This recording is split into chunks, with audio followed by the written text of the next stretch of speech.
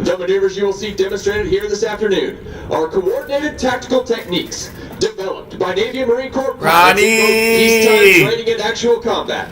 Amanda! These maneuvers are neither stunts nor daring What's feats, happening? but a refinement of basic Thanks for techniques stopping taught by. to every prospective naval aviator. Here in ᴘᴘ, we will demonstrate these maneuvers at Hope you're not very doing low anything altitude tonight. I plan on in streaming traditional for a little Blue Angel bit, so formation, so that you may see what it and do. take pride in the precise Yes, special yes. Navy and Marine Corps pilots are trained to fly. Hope all you ladies are alright tonight. To the ramp before you. Observe the military manner in which the 6 demonstration pilots approach their aircraft and are saluted. Ronnie told me to go live, so I figured I had to go live. Ladies and gentlemen, Flying Blue Angel told me to go live. 6, the opposing solo from ᴛＧɁ, Georgia, Lieutenant Tyler Davies. Flying Blue Angel number 5, the lead solo from Atlanta, Georgia, Commander Frank Weiser.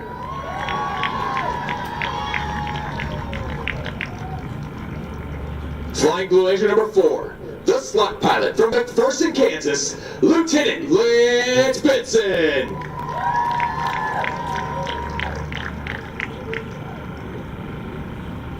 I hope everyone's doing alright. Amanda, I hope you didn't get any of that hurricane. Jeez. Lieutenant Nate Scott.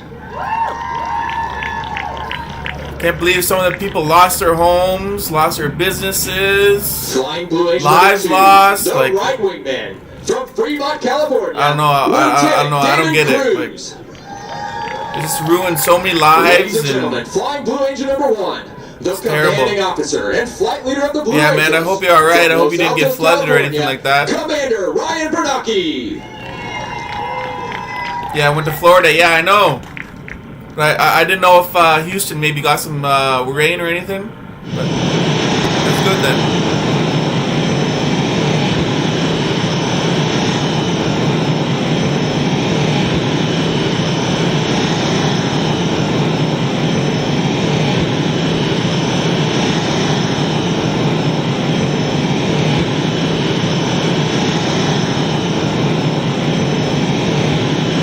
Oh, you got them, eh? Did you get the shirts, Amanda? I mean, EE?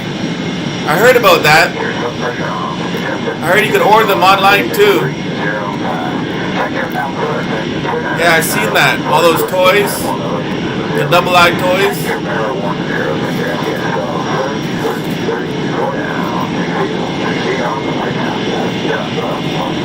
My cousin wanted to get it. He told me about it. I hope he got something.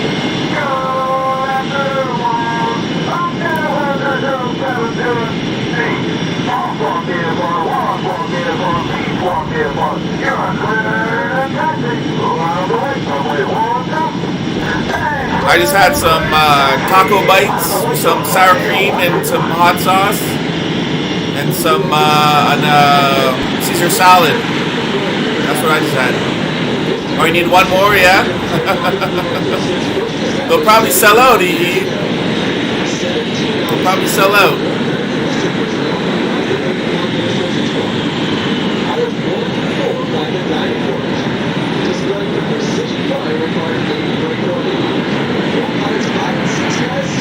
My cousin was telling me it's probably going to be worth a lot of money because that stuff's going to be in demand. It's like a collector's item.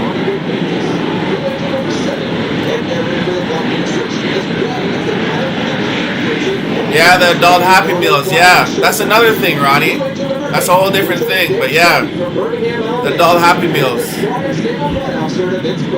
Yeah, I heard about that too. Yeah, these are the Blue Angels, Amanda. 2017. Is responsible for the men, women, and equipment that keep our aircraft flying. From California, the Blue Angel flight surgeon is Lieutenant Ron Ware. Yeah, Ronnie, you still gonna get them? From Longmont, Colorado, our public affairs officer is Blue Angel number 4. The slot pilot will be positioned outboard of Blue Angel number 2 on the right wing. From there, they'll initiate their takeoff roll, transition to the Diamond on liftoff, and perform the Diamond half squirrel cage on takeoff. As the Diamond clears the flight line, the 2 solo pilots will begin their takeoff maneuvers. Now, to the left, Commander Bernacchi calls. Smoke on. Off brakes now. Burners ready now, and the Blue Angel Diamond is rolling. As they pass before you, you will notice the smoke is not visible while the engines are in afterburner.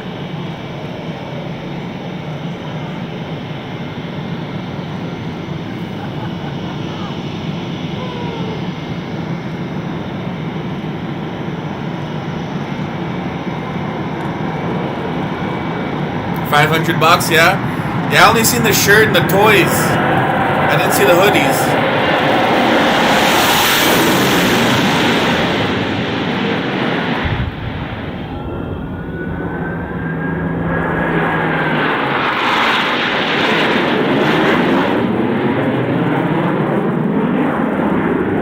The Diamond will experience up to 4 times the force of gravity as they complete this looping maneuver.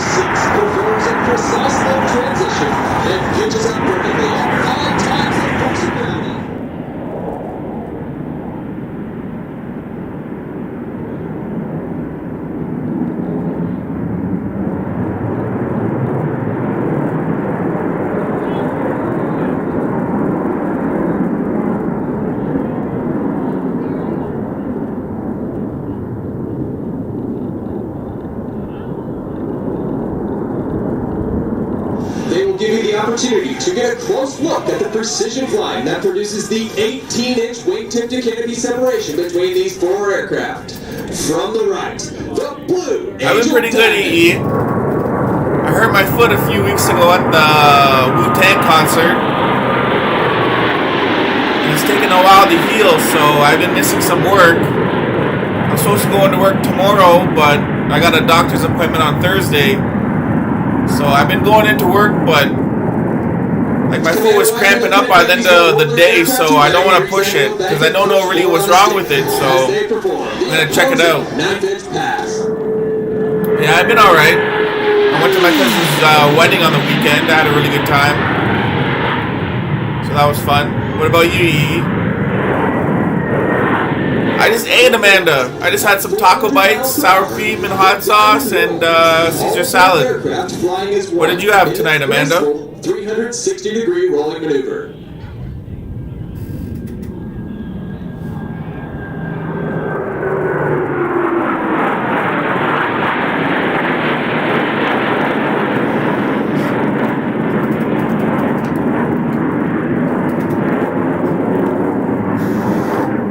Approaching inverted from the left and right. They will roll their aircraft 360 degrees, crossing center point. You had cereal, Ronnie? Yeah, that's good. I have some Rice Krispies here. But I'll probably have some grapes and yogurt for dessert. Mix it up in a bowl. It's really good.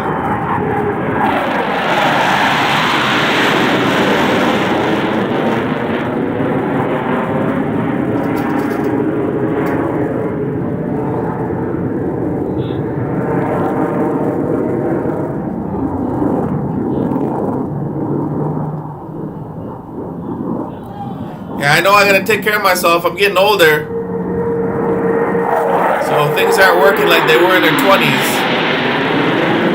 I'm 37 now, so yeah, things aren't working like they were back then. As they approach, but I gotta get into shape too. I gotta start working out and get myself in better shape because I haven't been really exercising this past couple of years, so I have to lose some weight. But you're right. I gotta take care of myself.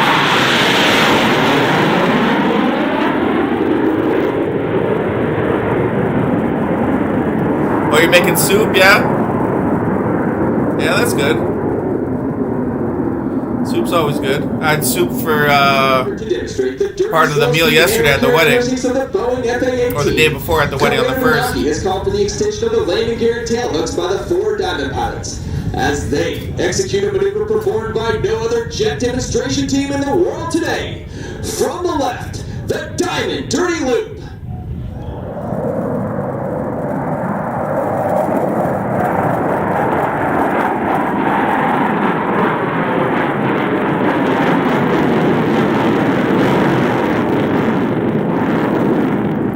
Torn rotator cuff, yeah? Yeah, that's got to be a bad injury. I remember I don't know what I did to my shoulder, but I hurt it playing hockey and I couldn't move it for like a couple days. And I think I still got a bump at like the top of my shoulder. So yeah, the shoulders are no joke, I know. Yeah, hopefully you're all right now. Well, I heard it a couple weeks ago, and then I went to the Wu-Tang concert, and RZA said jump up and down, so I started jumping up and down, and I don't know if I landed on it wrong or what, but I jumped one time and it really hurt, and then I couldn't stand up, and yeah, so it's pretty sore since then, but it seems like it's getting better, so I should be alright. Lieutenant Cruz and Lieutenant Scott maintain minimum wingtip to canopy separation. The flight leader and slot pilot are both inverted. From the right, the Blue Angel double firewall. I know I'm getting old, Amanda. I know. You know, just thinking about it, soon I'll be 50. Right?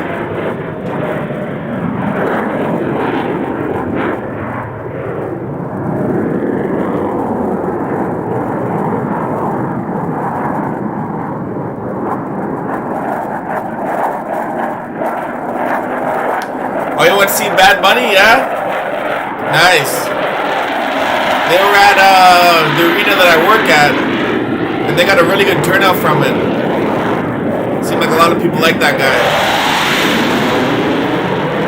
I like his music, it's good. Yeah, he seems like one of the more famous like artists of his style, so I hope you liked it.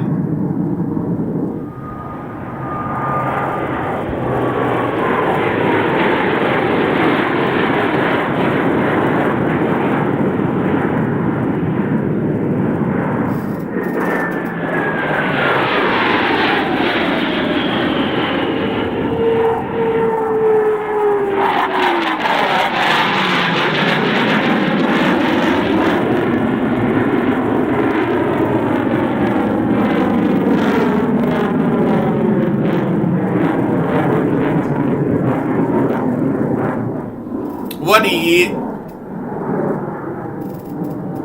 Nah, Amanda, you'll be fine. You'll be fine, Amanda. Just don't get too hyper.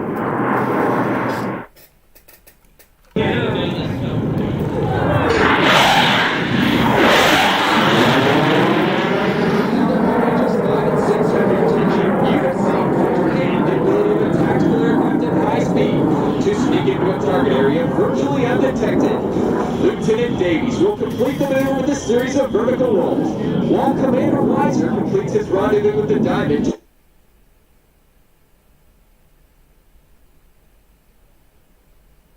to the right. The 4 pilots must now align themselves by looking 90 degrees from their flight path toward Commander Bernake's aircraft. They'll climb up through vertical under heavy G as they perform the very difficult 5-plane line abreast loop.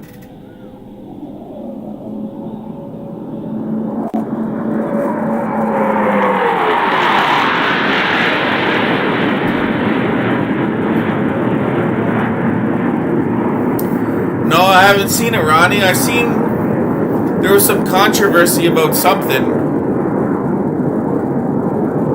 I forget what it was though, but yeah, I seen the Jeffrey Dahmer documentary is out. But yeah, I haven't seen it.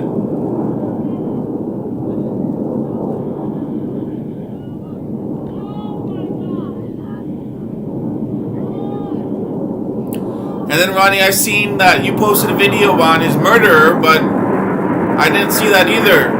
I just didn't click on it. I don't know why, but no, I'll check it out. I'll check it out because that's something I want to see. But I think I seen it once and then I didn't click on it, and then yeah. But yeah, I'll check it out, Ronnie.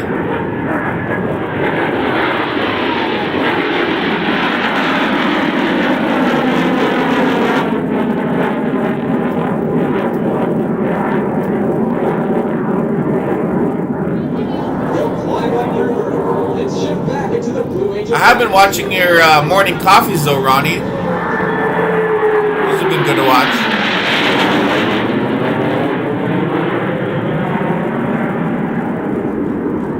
There's a serial killer, yeah? Right now, yeah? Really, eh? Vertical break.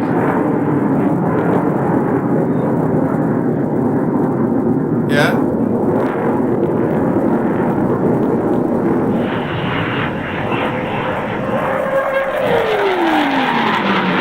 Kanye's White Lives Matter, yeah. Yeah. They can come out with whatever though. Brown, yellow, purple. Doesn't matter. Everybody knows they're important. We're all one big family here on Earth, right?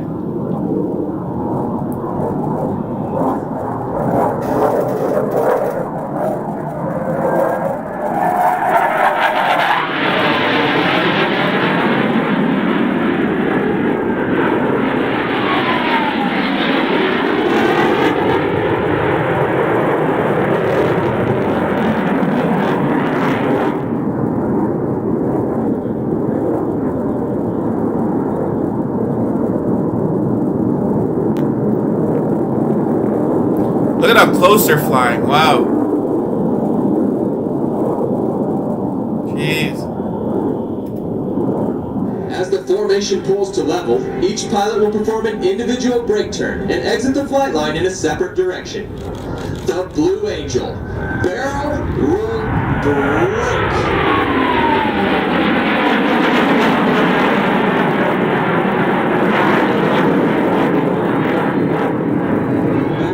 The two solo pilots are making their approach to the flight line. Crossing center point, they will simultaneously roll their aircraft 420 degrees in section. Ladies and gentlemen, the double tuck over roll.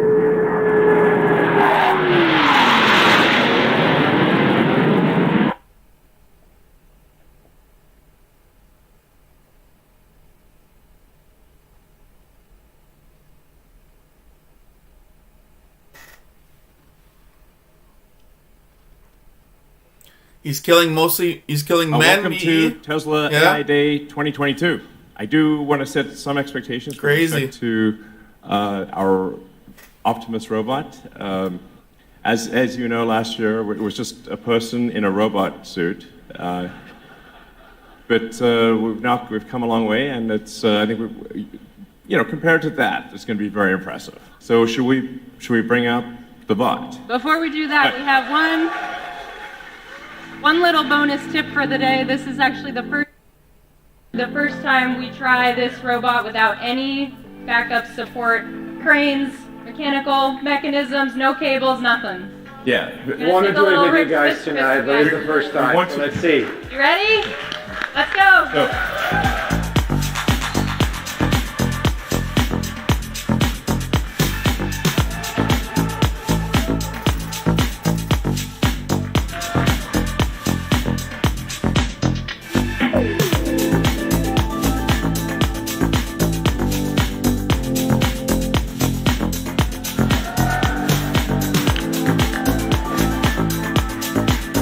Yeah, go eat.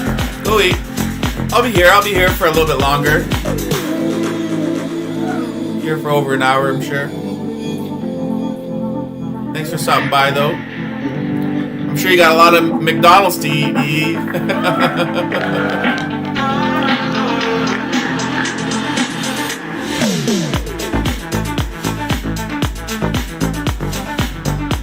think the bug got some moves here.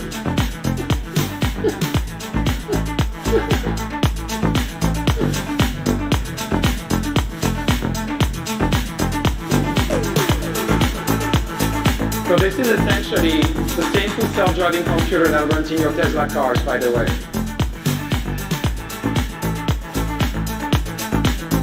This is literally the first time the robot has operated without a tether. It was on stage tonight. So the robot can actually do a lot more than we just showed you. We just didn't want it to fall on its face. So we'll show you some videos now of the robot doing a bunch of other things. Yeah, we wanted to show a little bit more what we've done over the past few months with the bot, and just walking around and dancing on stage. Just humble beginnings, but you can see the autopilot neural networks running as it's just retrained for the bot directly on that new platform. That's my watering can. Yeah, when you see a rendered view, that's the robot. That's the world the robot sees. So it's very clearly identifying objects. Like this is the object it should picking it up. We use the same process as we did for autopilot to collect data and train neural networks that we then deploy on the robot. That's an example that illustrates the upper body a little bit more. What you saw was what we call Bumblebee. That's our sort of rough development robot using semi-off-the-shelf actuators. But we actually have gone a step further than that already. The team's done an incredible job. And we actually have an Optimus bot with fully Tesla-designed and built actuators, battery pack. You know, you're right, Ronnie. System, everything. You know, soon enough, 20 years from now, you're going to see a lot more of them out there. But sure. I think it will walk in a few weeks. But we wanted to show you the they're already in the workplace right now. Something that's actually fairly close to what will go into production. And so it's going to be interesting to see where it goes. So let's bring it out. Do it. It's pretty cool that humans can make robots like that.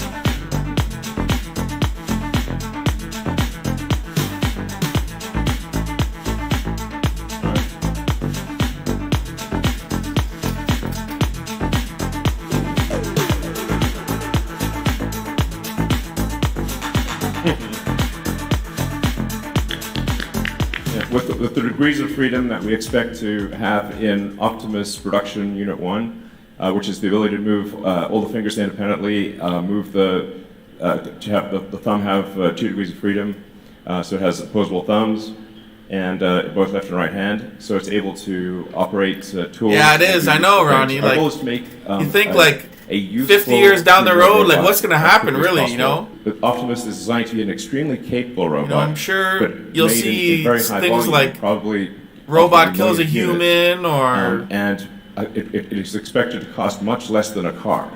you know, stuff like that. Like, I would say probably less than $20,000. I'm sure it's going to happen. The I hate to say it, potential but for Optimus is, I think, appreciated by very few people. Hey! but I think they do a lot of good too, though. Like, So that robot that Helping came out out with and did people the little routine for you working guys, and- had that within 6 months. Built, working on software integration, hardware upgrades over the months since then. But in parallel, we've also been designing. a lot of the it's the next same generation. technology like you This see one in over cars here. too. Obviously, there's a lot that's changed since Especially last with, like, year. the There's a few things that Tesla are still the same, you'll notice. Vehicles, like We still have self-driving this really vehicles, detailed that's a focus on robot, the true right? human form. So on the screen here, you'll robotic see technology in on orange its our own. actuators, which we'll So- get to in a little bit, and in Well, it's blue gonna do a lot of our good, I electrical think. system. So in the middle of our torso, actually it is the torso, we have our battery pack. This is sized at 2.3 kilowatt hours, which is perfect for about a full day's worth of work. What's really unique about this battery pack is it has all of the battery electronics integrated into a single PCB within the pack. So going on to sort of our brain, it's not in the head, but it's pretty close. Also in our torso, we have our central computer. So we still are it's gonna do everything that a human brain does. Processing vision data, making split-second decisions based on multiple sensory inputs, and also communications. So to support communications, it's equipped with wireless connectivity as well as audio support. And then it also has hardware-level security features, which are important to protect both the robot and the people around the robot. So now that we have our sort of core, we're going to need some limbs on this guy. And we'd love to show you a little bit about our actuators and our fully functional hands as well. So there are many similarities between a car and a robot when it comes to powertrain design. The most important thing that matters here is energy, mass, and cost. In the particular case, you see a car with 2 drive units. And the drive units are used in order to accelerate the car 0 to 60 miles per hour time or drive a city drive cycle. While the robot that has 28 actuators, it's not obvious what are the tasks at actuator level.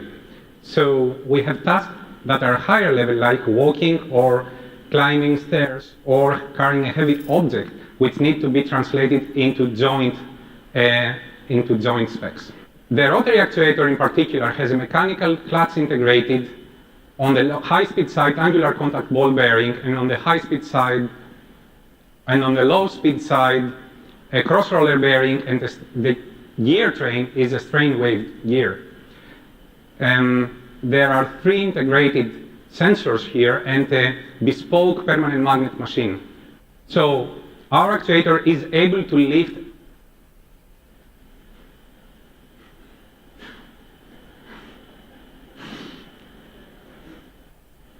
a half-ton, 9-foot concert grand piano. Our fingers are driven Wow. by metallic tendons that are both flexible and strong. We have the ability to complete wide aperture power grasps while also being optimized for precision gripping of small, thin, and delicate objects. Some basic stats about our hand is that it has 6 actuators and 11 degrees of freedom. It has an in-hand controller, which drives the fingers and receives sensor feedback. We're ported directly from autopilot to the bot's situation. It's exactly the same occupancy network that we'll talk into a little bit more details later with the autopilot team that is now running on the bot here in this video. The only thing that changed really is the training data that we had to recollect. We're also trying to find ways to improve those occupancy networks using work made on neural radiance fields to get really great volumetric rendering of the bot's environments. For example, here, some machinery that the bot might have to interact with. So we've been training more neural networks to identify high-frequency features, key points within the bot's camera streams, and track them across frames over time as the bot navigates through its environment. And we're using those points to get a better estimate of the bot's pose and trajectory within its environment as it's walking. And this is a video of the motion control code running in the autopilot simulator showing the evolution of the robot's walk over time. And so as you can see, we started quite slowly in April and started accelerating as we unlock more joints and deploy more advanced techniques like arms balancing over the past few months. We wanted to manipulate objects while looking as natural as possible, and also get there quickly. So what we've done is we've broken this process down into 2 steps.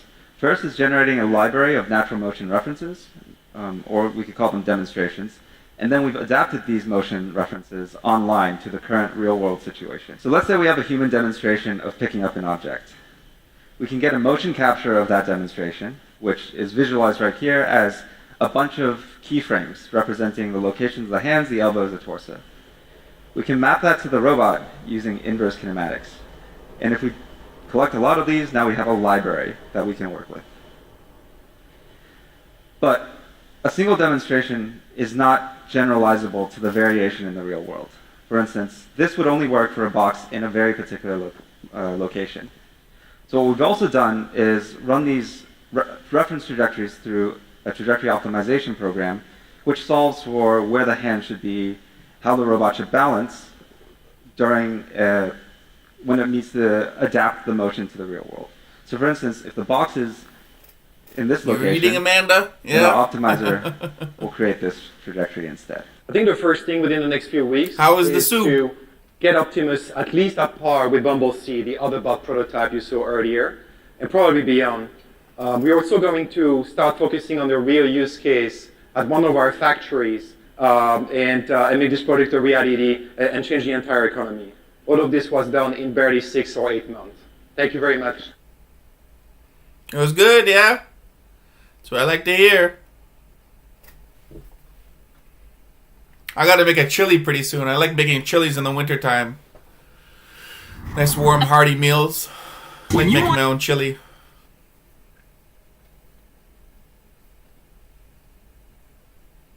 Humans have identified over 2 million different animal species, with some estimates putting the total at somewhere around 8.7 million.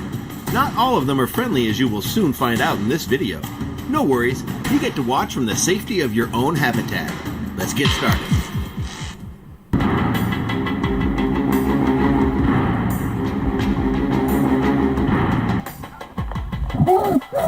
Cornbread, yeah. I haven't had too much cornbread. I've tried it maybe like once or twice, but I like cornbread. Just a little. I should make that one day, cornbread.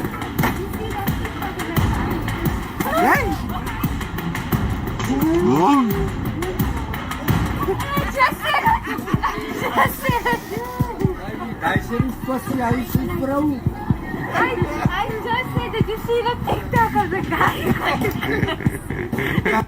Check out the absolute massive size of this catfish caught in the United States. Yeah, that sounds good. Catfish are a very Jalapenos, diverse group cream of cheese. ray-finned fish with some varieties living Very up to good. 60 years. One catfish can lay up to 4,000 eggs a year per pound of body weight, and they taste great breaded and fried with butter. Oh, he's crushing my hand. That is a huge blue catfish. The largest catfish species here in North America. You hold tight. I got him. You lose that tail, you're gonna lose fish. You'll lose him. I got him. Just when you thought we were not going to catch an enormous catfish, this thing is huge. That is a 50+ pound blue catfish. This is the largest catfish species in the United States. It's a big fish. Oh, no! Why don't do that? Don't do that. Sir, don't do that. Why you do that? Oh, get him off this car. Get him friend. You see your friend? Not that friend, this friend. No! It's nuts!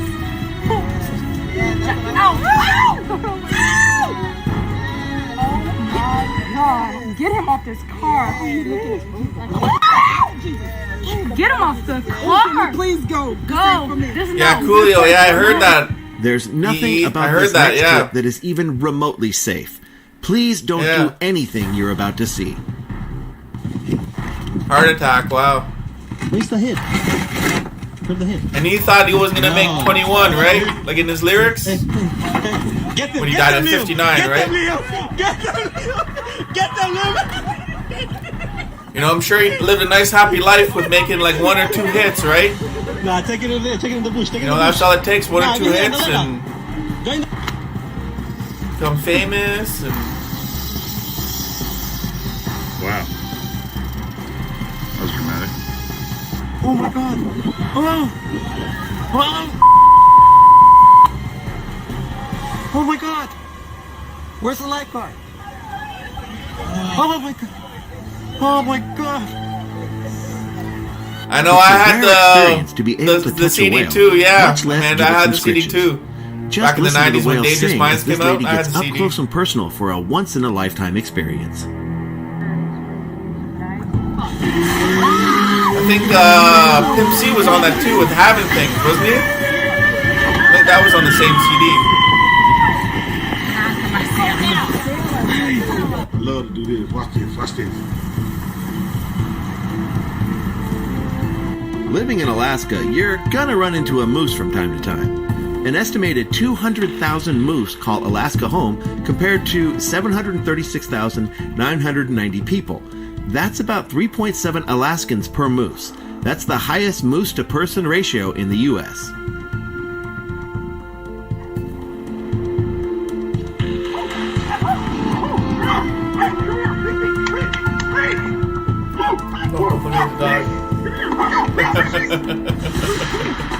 Jeez.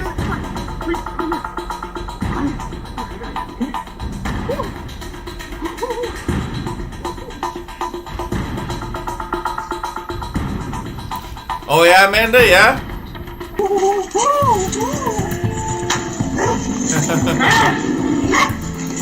Come on. Come on. Come on.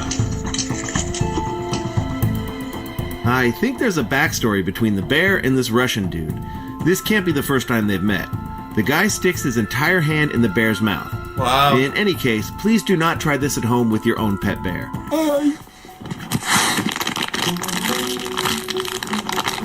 Видишь рыбу?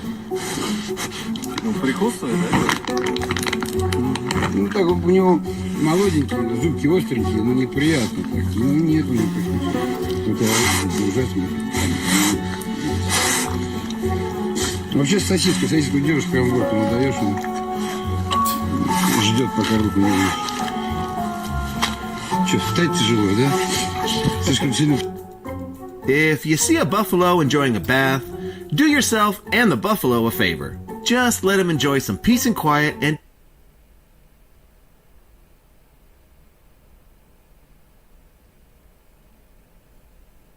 don't bother him like our friend here does.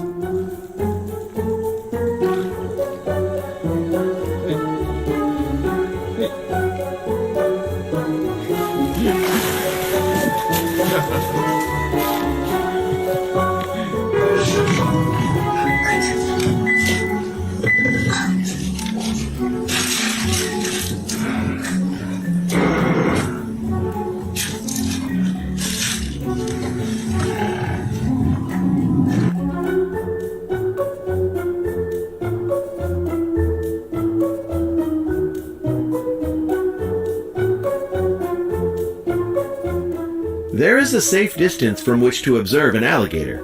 I'm not sure exactly what that is, but this ain't it.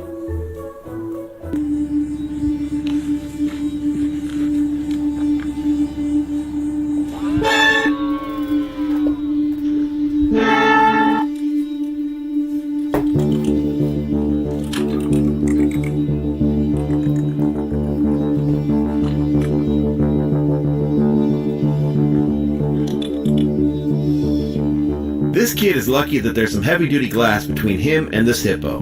Hippos kill about 500 people a year in Africa, and they are the world's deadliest land mammal. Yeah, this goofy-looking thing is a stone-cold killer.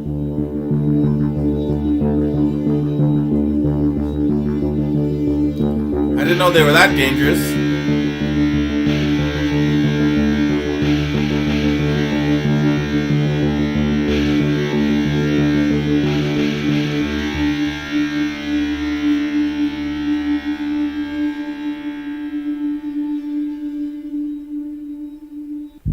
think the best time to kick your boat into high gear is after you startle a gigantic crocodile and he heads into the water in your direction. Just a thought.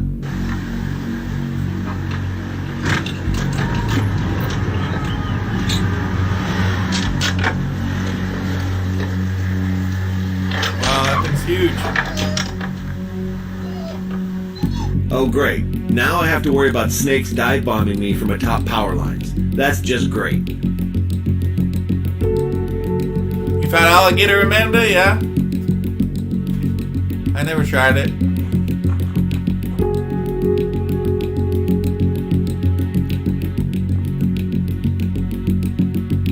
That's a big spider.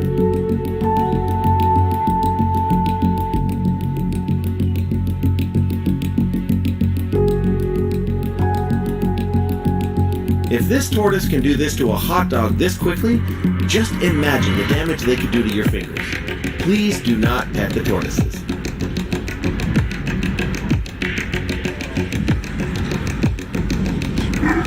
Yeah, through the swamp. And they fed you crocodile alligator. Deep fried alligator.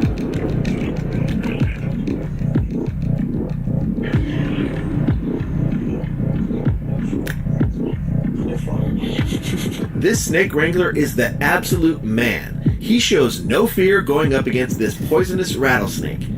Did you know that the state with the most rattlesnakes is Arizona, and rattlesnake meat is white, tender, and tastes like a cross between frog legs and turtle, so I'm told. But who the heck knows what turtle tastes like anyways? That's a beautiful big snake too. He's just sat here the whole time? Well, so they say if the snake's tongue is coming out, they're awake. Sometimes they're asleep, but you don't know that because their eyes are closed and his tongue is coming out. I can't believe he's just chilling like this. When he notices that I'm here, he should coil up. Fried rabbit? I'm not all that excited. Wow, he's just trying to go in the log pile.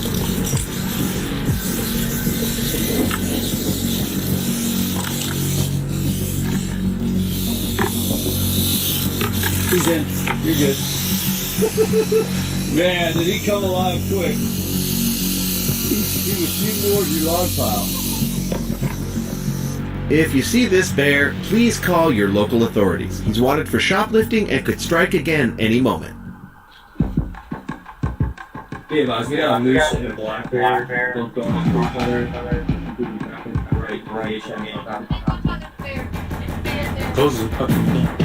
Hey, y'all go ahead and fucking just go.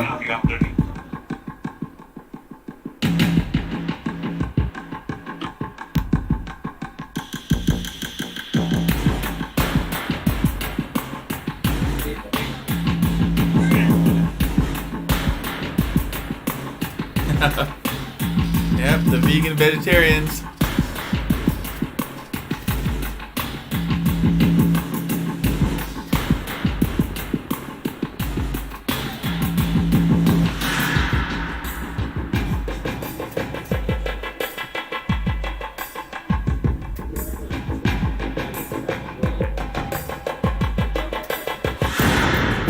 This manta ray encounter caught on video shows how smoothly they cut through the water.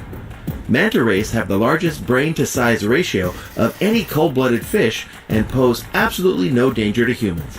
They just look cool. Watch how quickly this super thirsty snake takes down this cup of water. Who's going to be the idiot to give this snake a beer? You know someone out there has tried it.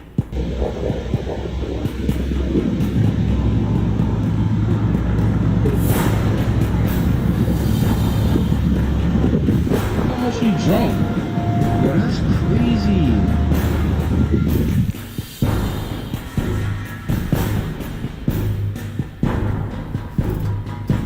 Shrimp fondue, yeah. Papados. Let this guy sleep, lady. He's been busy making sure you can have smoothies. Papados steak and shrimp. Bananas, avocados, and mangoes, among others, depend on bats for pollination.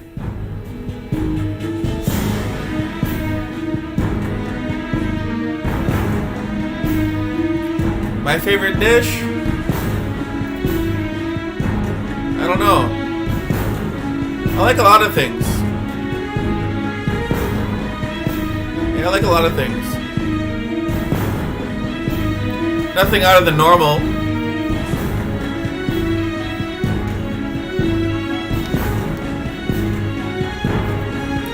I like cabbage casserole. I make that quite a bit. It's like tomato sauce, cabbage, meat. I like that quite a bit. Black bears are seemingly everywhere in some parts of the US and Canada. This curious fellow looks like he's lonely and just wants to make a friend. Although this lady doesn't seem like she wants to get to know him anytime soon. It's a black bear, so like if you're like talk and then like, I don't know, make it aware of you, like we're talking. Yeah, David Banner. Yeah, I knew it was some type of song. Yeah, I knew it was a song. Yeah, I also like fish and chips, like a really good fish and chips. It's another one of my favorites. What about you, Yi? What do you like? Amanda, you too. What's your favorite dish?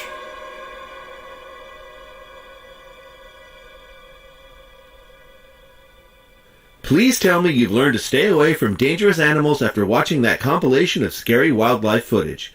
I hope so, because we need you around to hit like buttons and subscribe.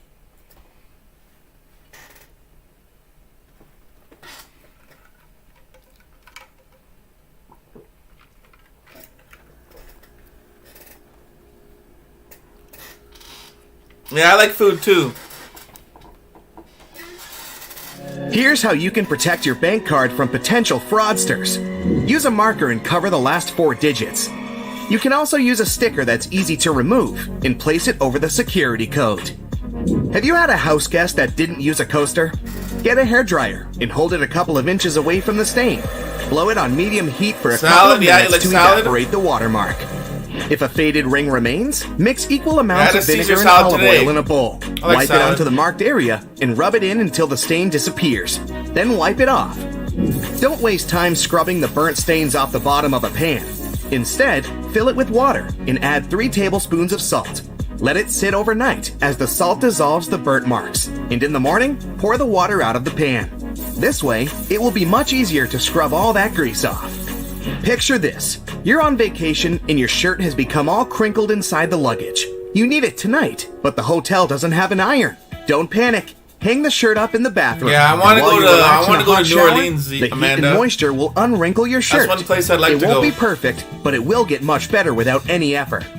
The football Mexican is on, and it Italian, turns yeah. out you've run out of standard batteries. Yeah, I like You can use lasagna. a smaller battery instead that Fajitas. easily fits inside. I like that Now stuff. take some aluminum foil and crunch it up. Fit it into the gap on the negative or flat end of the battery. All done. You can turn on the TV now. Once your flip-flops crack and the plug easily slips out of the hole, it's normally a sign that you need a new pair. But there's a way to extend their mileage. Push the plug back through the hole, then take a bread clip and attach it to the end. The clip will provide enough support for the plug to remain in place. You've received a package and the receipt is taped on. You've managed to detach it from the box. But how to separate the tape without ripping the paper? Hold both ends of the tape apart, and by pulling it slowly, the tape stretches and separates itself from the paper without tearing it apart. Ziploc bags are perfect to keep things dry, but it would be great if they were larger. Yeah. Take 2 and turn one of them inside out. I haven't really had They can them now together, connect but and work as one large bag, big enough to protect a keyboard. There's no need to carry your keys in your hand when you go for a jog. Instead, put them inside your pocket, take a rubber band, then tie it around the pocket from the inside. This stops the keys from falling out. You've broken your key in the door. It's stuck. Great. Arranging for a locksmith could cost up to $100, but for a cheaper and quicker option, try using a hot glue stick. Heat the end with a lighter, and once it's warm enough to melt, push the glue into the keyhole. The melted glue will enter the available space, covering part of the key. Once it cools, it compresses and gains a strong hold of the key's end. Now, just pull it out. If you need to siphon liquid through a hose and want to avoid using your mouth, put one end in the liquid and hold the other upwards with your thumb closing the top. Now shake up and down. This jiggle motion pushes liquid upwards, a little each time. And once it reaches the top, lower the exit point and let gravity do the rest. You've left your keys locked inside the car. It's an older model with a roll-down window. You could get the coat hanger and begin the long process of finding the lock, or use duct tape. Make about 20 2-foot-long strands. Stick them onto the window, allowing enough room for the tape to grab onto at the bottom. Then with a friend, take the ends of the tape, holding them together, and pull downwards. The force will allow the window to lower enough that you can unlock the door. Oh, is that where P&B was? While drilling long screws into was hardwood, that Roscoe's? your Really, old eh? drill might not have enough power, leaving them only halfway I heard about in. him. Before the drill gives up, get a block of wax and scrape the edges of the screws with it. The wax works like a lubricant, melting as it gets warm, and providing easy entry for the screw. You're out camping, but you didn't bring anything to light the barbecue. Take a small plastic bag that won't leak, fill it up with water, and close it tight, making a round bubble. Hold it over where you want to catch the light from the sun. The bag of water will work like a magnifying glass, starting up the barbecue, just as long as it's a sunny day. Missing a corkscrew or a cork breaking halfway? By using a stove lighter, heat the top of the bottle. The heat slightly expands the glass, and this forces the cork out the top. There you go. You've super For all glued you your wine fingers drinkers. again. Take some salt and pour it on top of your stuck fingers. Put your fingers into the water and slowly rub. The mixture will dissolve the glue and release you in no time. While hanging up a painting, it can be impossible to find that stubborn nail.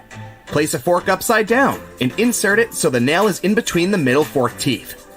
The fork has provided a long arm that's separated from the wall, making it easier to slip the string of the painting over the nail. Once it's perfectly balanced, simply remove the fork. You need to put a cake into a container, but taking it out again later by lifting it up from the inside might ruin the cake. Put the lid upside down and place the cake on the lid. The base of the container is now the lid, making it much easier Wine to makes you access sleepy, yeah. slice by slice. Pour out water more efficiently from large jugs and bottles by swirling. This will make the liquid inside spin, creating a vortex. The vortex allows for the air to flow back into the bottle as the water pours out, much faster than the glugging alternative. There's an easier and less messy way to remove eggshells from a boiled egg. Once fully boiled, crack the shell on both ends by tapping them. On one end, pinch off the shell. Use the opened end to blow with your mouth. The force of air will push the flesh and expand the eggshell, forcing out the egg undamaged. Gonna When try the that one hinges time. of your laptop break, repairing them can cost up to $300. A far cheaper fix is to buy a picture frame and tape it to the back of the screen. You've dropped a small piece of jewelry on the floor, seemingly impossible to find. Take a stocking and place it over the end of the vacuum hose. Give the area a good vacuum and check the end periodically. You will eventually find it sitting at the end. You've drilled a hole in the wall, but the drill hole is now too wide. Remove the screw and find an object that is slightly shorter and thinner. Pieces of plastic, small wires, paper clips, or even toothpicks are perfect. Place whichever item you find inside the hole. It's filled the gap enough so the screw will now re-enter securely. Taking the trash out can put you in a gross scenario of getting bin juice on you. A great way to avoid this is by placing old papers at the bottom of the bag. Now, not only does it absorb all the liquids from the food and other sources, but also helps prevent bad smells from forming within a bin. Nobody likes mosquitoes, and pesticides are pricey.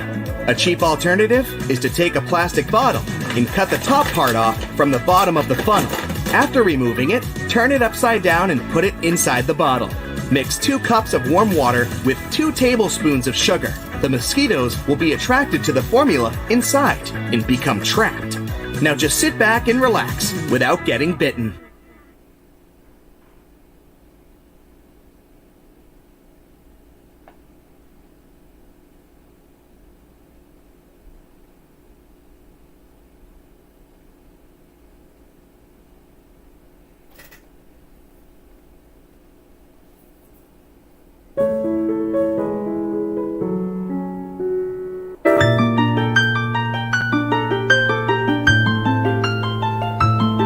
Yeah, there's lots of good tips and tricks on that video.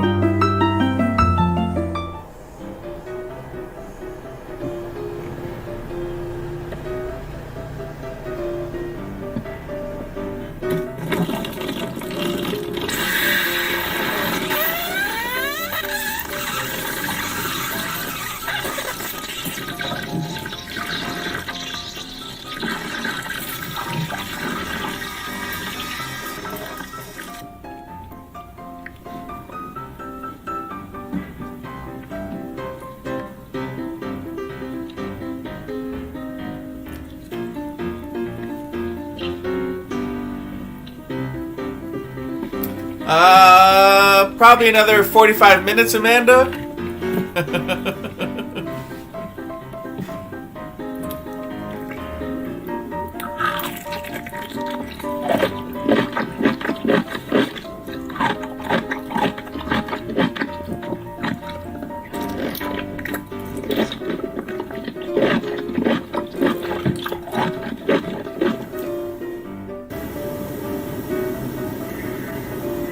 Balut. This is balut.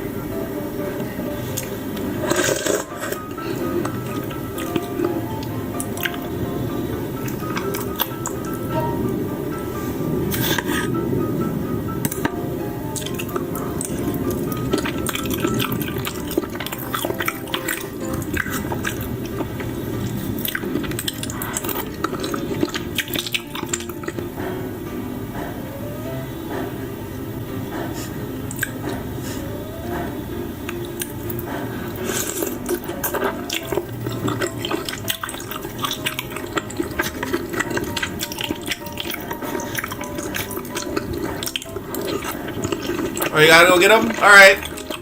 Yeah, man, I'll probably be on in a little bit. I'll be on. Have a safe drive.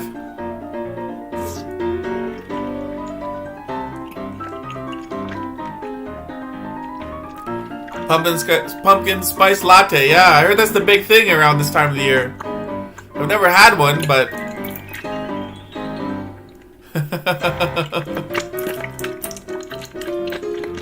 It's ASMR, EE. ASMR, EE.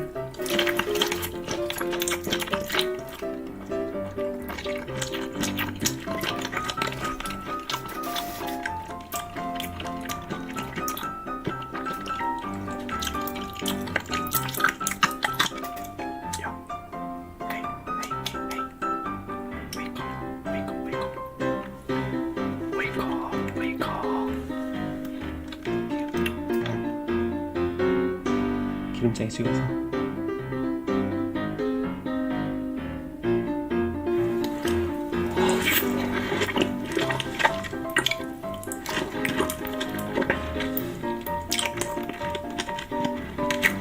No, I wouldn't, EE. I wouldn't. Not ASMR, maybe like a mukbang. Maybe I'd mukbang something. Like some wings or something. Some Wingstop.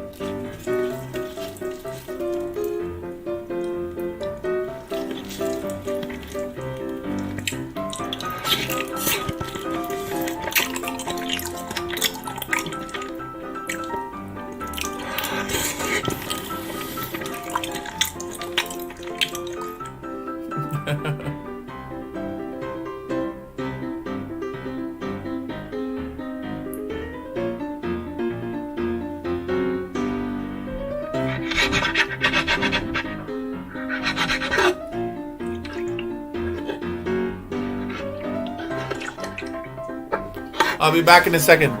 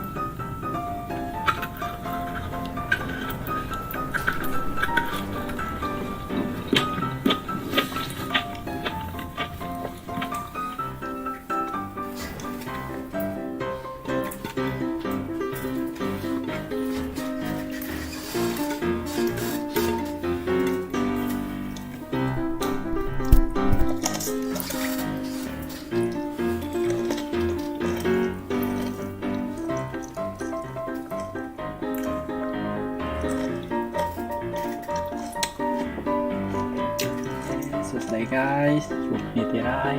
Hay video này nâng, I'm going to eat tarantula with water bag.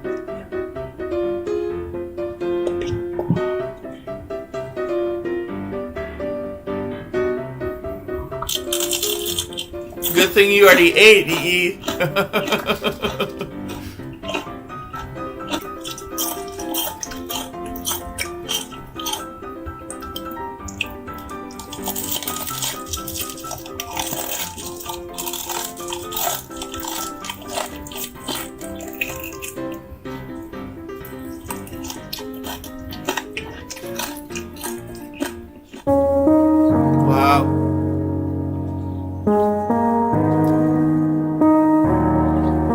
Now we'll do something a little bit more tasteful to the palate.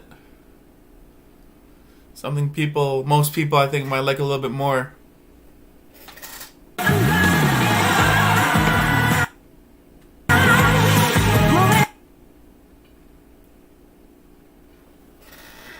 Hey guys, it's Chris. From Buddha-shaped pears to British pineapples. Did you know that some fruits could cost thousands of dollars? Here are the top 8 most expensive fruits in the world.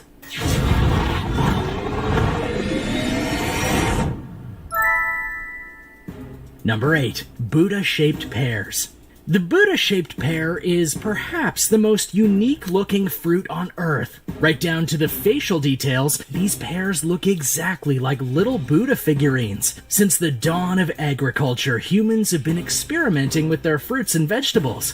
At first, the goal was to create bigger, faster-growing food and in large quantities. Humans also have a history of manipulating the appearance of produce. Long before the arrival of Columbus to the Americas, prehistoric farmers had developed hundreds of colorful and flashy varieties of corn, beans, tomatoes, and peppers. As people continued experimenting with the looks of their fruits and vegetables, some were deemed more attractive than others. It's estimated that around 40% of produce is rejected due to its appearance. Sadly, most of these culled items are perfectly edible and nutritious, and they just get thrown away. The Buddha pear is grown by China's fruit mold company, which is responsible for several other oddly shaped fruits, including star-shaped cucumbers, heart-shaped watermelons, peaches shaped like human behinds, and apples with gnome-like faces. During immaturity, these fruits, along with the Buddha pear, are tucked into the appropriate molds for their intended appearances. The fruits fill the mold and simply adjust to its shape.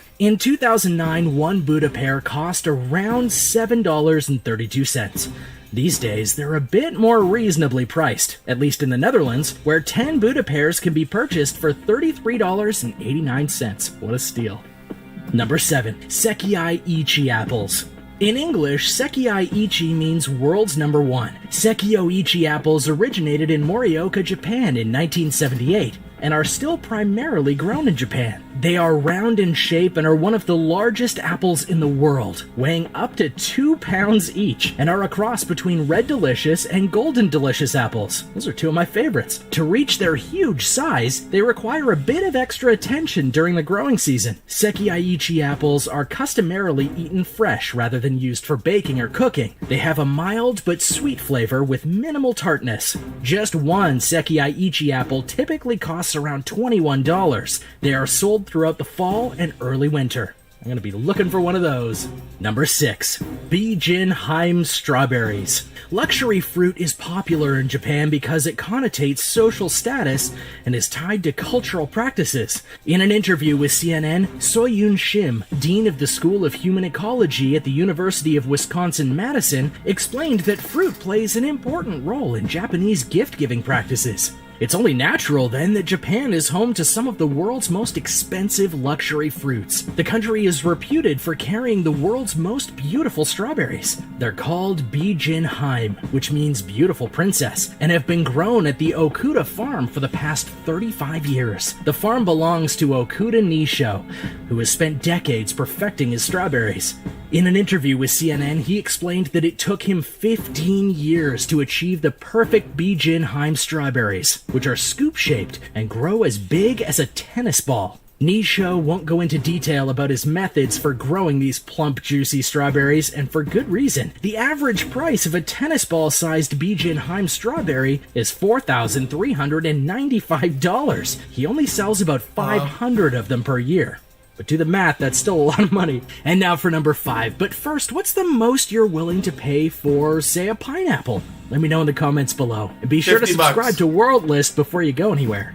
Number 5. ᴘᴜ watermelon. The ultra-rare ᴘᴜ watermelon is black-skinned and stripeless, and its flesh is known for being sweeter than other watermelon varieties. They're grown on Japan's northernmost island of Hokkaido. Only 100 are produced annually. The average price for a ᴘᴜ watermelon is around $250, but the highest quality melons, which are sold at auction, typically sell for $1,000 to $4,500. The most expensive one ever sold went for $6,100 like a nice at a cold 2008 watermelon auction and weighed 17 pounds. Yeah, I like that. In 2014, staff members of the Canadian newspaper The Star took a blind taste test of the ᴘᴜ watermelon. Some of the taste testers found the ᴘᴜ watermelon to be sweeter than a run-of-the-mill $6.99 watermelon from the market. On the other hand, some of the testers preferred the cheaper watermelon because it was less soggy than the expensive ᴘᴜ variety. Square watermelons, which also originate from Japan, can also cost several $100s. While dropping this kind of money for upscale fruit may be customary in Japan, the practice is viewed less favorable among Ontarians. Mike Kromjak, who's a partner at a Tillsonburg, Ontario watermelon and asparagus farm, explained to The Star that he wouldn't feel right selling a designer watermelon to someone for more than a few dollars, because until it's cut into, there's no true way of knowing if it's ready to eat. He also referred to the fancy watermelons as a status symbol and excess indulgence. What about you? Would you pay an exorbitant price for any of the high-end fruits that we've talked about so far in today's video? Let me know in the comments below. Number 4. Ruby Roman grapes. Ruby Roman grapes are grown exclusively in Japan's Ishikawa prefecture. Each grape is around the size of a ping pong ball and has a distinctive red shape. There are strict rules for selling the Ruby Roman grapes. Grapes are probably one of my favorite fruits.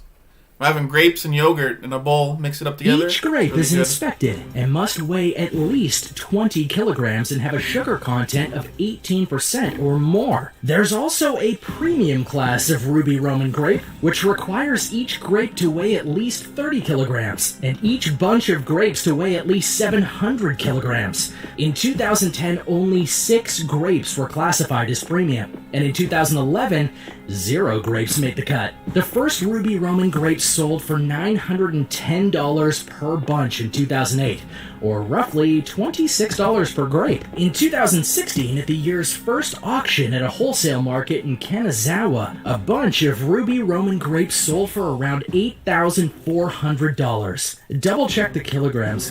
It's like really heavy. Number 3. Seito Nishiki cherries. These bauble-shaped, shiny cherries are primarily cultivated in the Yamagata prefecture of Japan, where 70% of the nation's cherries are grown. When fully ripe, these small cherries are bright red. They're in season during early summer and are carefully sorted and graded, like all Japanese fruit. The Seito Nishiki cherry was first bred during the early 20th century by a farmer named Isuke Seito. At the time, most cherries went bad shortly after being picked or during shipping, and had a host of other issues. Seito solved this problem by crossbreeding Tobaz cherries, which have a short shelf life but a good flavor, with Napoleon cherries, which last much longer but have a sour taste. It took him 16 years, but eventually he came up with the Seito Nishiki cherry. In 2018, a stolen batch of cherries weighing 100 kilograms was valued at $5,631.24. Number 2. Decopon. The Decopon is a hybrid between a mandarin and an orange, and it's rumored to be the most delectable citrus fruit on Earth. Now I have to try one. It looks like an orange, but is larger and sweeter, and has a bump on the top. A single piece of the seedless, thick-skinned fruit can weigh up to a pound, and its flavor is said to resemble that of an intense orange, but much sweeter. In fact, the ᴘ괱ɪᴛ's flavor is so sweet, some have compared it to eating candy. I really want to try one. The ᴘ괱ɪᴛ is a relatively new fruit. It was first produced in 1972 by a governmental research station in Nagasaki Prefecture, Japan. It's now grown in various countries, including Brazil and South Korea. In 2011, the ᴘ괱ɪᴛ was harvested for the first time in the United States, in California. That same year, in an article for the LA Times, writer David Karp, who's tried over 1,000 varieties of citrus, identified the ᴘ괱ɪᴛ as the most delicious he's ever tasted. By the 1990s, Japanese consumers were paying as much as $10 a piece for the ᴘ괱ɪᴛ. As of early 2017, the average price of a 6-pack of ᴘ괱ɪᴛs was $80. Number 1. Lost Gardens of Helligan Pineapple. In the county of Cornwall in southwestern England, there's the Lost Gardens of Helligan, a set of botanical gardens where pineapples are grown far outside of their traditional environment. Pineapples are a tropical fruit that don't grow naturally in England's temperate maritime climate. In 1991, a manure-heated pineapple pit was unearthed at the present-day location of the Lost Gardens of Helligan. It's believed to be Britain's only working manure-heated pineapple pit. After many months of research, architectural and horticultural historians concluded that the site's first structure was probably constructed during the 18th century. The first pineapple flower bud was observed after 3 years of nurturing a plot. In June 1997, Prince Charles visited the garden, and in October of that year, the first successful harvest occurred. The growers even sampled the first pineapple to ensure it didn't taste like manure. Upon discovering that it was delicious, they gave the second pineapple to Queen Elizabeth II as a gift for her 50th wedding anniversary. Now, growing these pineapples is a very labor-intensive task, and it can take years before any success is achieved. After factoring together all the costs associated with growing the pineapples, the growers determined that each pineapple has probably cost them in excess of, get this, $1,299.50. The growers don't sell their pineapples, but instead share them among staff as a reward for their hard work throughout the growing process. On the official website for the Lost Gardens of Helligan, the cultivators of the pineapples state that it would be a once-in-a-lifetime opportunity for someone to try one, and that if one of their pineapples went up for auction, $12,995 would be an appropriate selling price. And thanks for watching. Which one of these very expensive fruits would you most like to try? Yeah, I'd like to grow a pineapple one day. Have you ever tasted any of them? Seen like I think I want to try videos the and stuff like that where you can do it. let me know in the comments below. Remember to subscribe, and I'll see you. I like pineapple as well.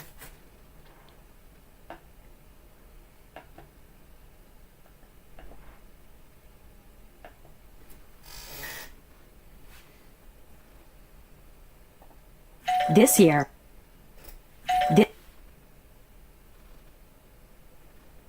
We humans are unable to experience the true nature of the universe unfiltered. Our senses and brains can only process a fraction of the world.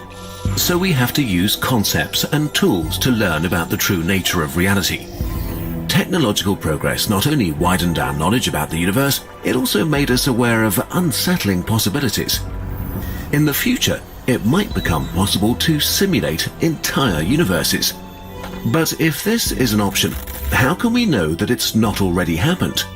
What if we are not creators, but creations? Is it possible that we are not real and we don't even know it? Uh-oh.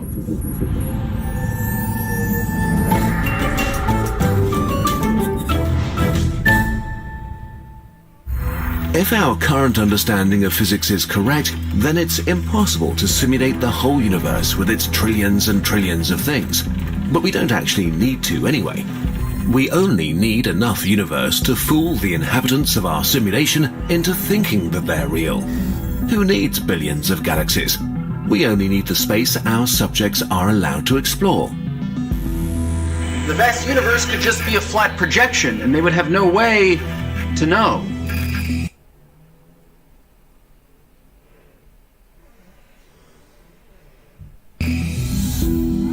What about small things like cells or bacteria? We don't really need them. When you use a microscope, what you see could be instantly created. Same with atoms. The chair you're sitting on right now does not need to be simulated with quadrillions of atoms. We just need the outermost layer of it. It might be empty inside until you decide to break it open. Your body might feel like it's filled with bubbly things, but it might be empty until you open it. The minimum requirement for our simulation is only the consciousness of our virtual humans. Our subjects just need to think the simulation is real. Okay, so are we being simulated? Well, maybe, but there are a few conditions that need to be met. Obviously, we have no authority over this topic, so please take everything we say with a grain of salt. Based on a modified version of the original simulation argument by Nick Bostrom, we have 5 assumptions for you. If they're true, you, dear viewer, are living in a simulation. Assumption 1. It's possible to simulate consciousness. Nobody knows what consciousness is. For the sake of argument, let's assume that you could generate consciousness by simulating a brain. Brains are pretty complex. If you count every interaction between synapses as one operation, your brain runs at about 10 to the power of 17, or 100 million billion operations per second. Let's generously assume we need 10 to the power of 20 operations to simulate 1 second of human consciousness. But we don't want to simulate just one human, we want to simulate all of human history at once, so we can skip around. Let's say we want to simulate 200 billion humans with an average lifespan of 50 years. 1 year has 30 million seconds, times 50 years, times 200 billion humans, times 10 to the power of 20 operations. So we need a computer able to handle 1,000,000 trillion operations per second. More operations than there are stars in the observable universe. A computer like this is just impossible. Except, maybe it isn't. Assumption 2. Technological progress will not stop anytime soon. If we assume that technological progress continues in a similar fashion as it has so far, then there might be galaxy-spanning civilizations with unlimited computer power at some point. Beings on a technology level so advanced that we could barely distinguish them from gods. A computer that can handle 1,000,000 trillion operations is serious business, but there are actually concepts for computers which could handle this.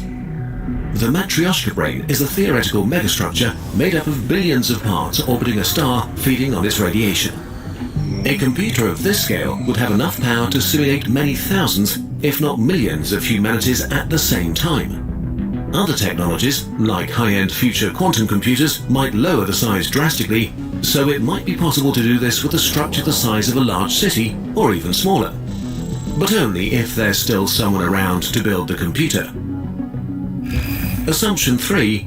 Advanced civilizations don't destroy themselves. If there is a point at which all civilizations destroy themselves, this whole discussion ends here. Looking into space, you'd expect a universe filled with millions of alien civilizations, but we see nobody. The reason for this might be great filters. Great filters are barriers life has to overcome, like nuclear war, asteroids, climate change, or a black hole generator. If life is inherently self-destructive, then there are no simulations. We explain this in more detail in our Fermi Paradox video. Assumption 4. Super advanced civilizations want to run simulations. When we speak of post-human civilizations, we don't know what we're dealing with. To think we know what beings as powerful as gods want is pretty arrogant. Imagine the smartest ant on Earth living next to an amusement park. It's curious about what humans are up to, so you try to explain. Unfortunately, the ant just doesn't understand. The concept of roller coasters and standing in lines and holidays and fun doesn't make sense to an ant living an ant life. It's the same with us and a post-human being. Compared to them, we are ants. Running simulations for fun or science might be an absurdly stupid idea to them. But if they do want to run simulations for whatever reasons, and assumptions 1 to 3 are true too, then the chances are not zero that you are inside a simulation. assumption farm. Church. If there are a lot of simulations, you are probably inside a simulation. If there are simulated civilizations, it's likely that there are a lot of them. After all, I guess you guys aren't streaming. Have You're access streaming to all day. practically unlimited computing power. Seen you working on So the if they windows. run Hopefully simulations, you've done that window by to now. run millions or even billions of them. The church is coming If there together are nice, billions you of know. simulated universes, there are probably trillions And I gotta say, you guys are doing a great job on it. beings, which would mean Doing that a the great vast job on majority it. of all The conscious original owners beings that would be will so ever have happy existed for it. are simulated. Yep, So happy for every National conscious Butterfly being Day, made of that's flesh, right. 1 billion simulated That's ones right. exist. Windows complete, that's good, that's good. Since we have no way of knowing if we are That's good. simulated or not, in this Now you case, can the relax. chances of you being one of the Just enjoy the night. 999,999,999 simulated ones are pretty high. So what you consider reality might not be real at all. You really might be simulated. All of this is based on a lot of assumptions that we can't really test right now. I'm doing so good. many scientists disagree with this whole Doing thought good. experiment.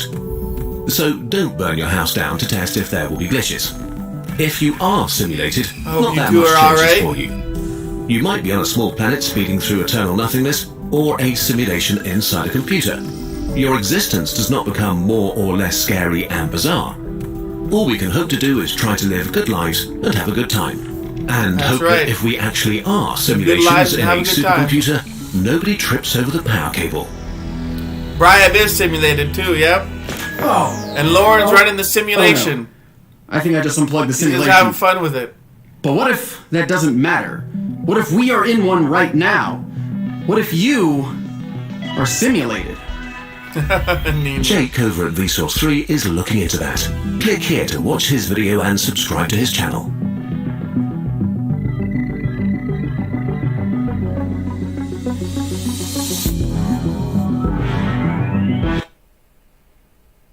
Yeah, you gotta live a good life and enjoy it. Keep learning and teach others Marks presents the good things about life. Canada's 501 League.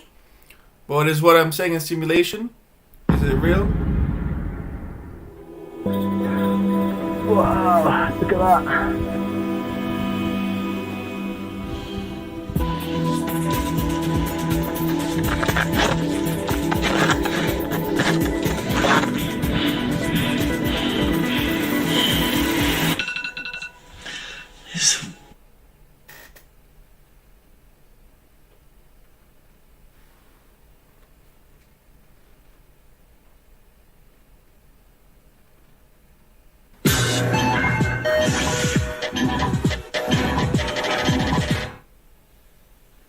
The earliest mirrors were curved pieces of highly polished metal such as brass or bronze.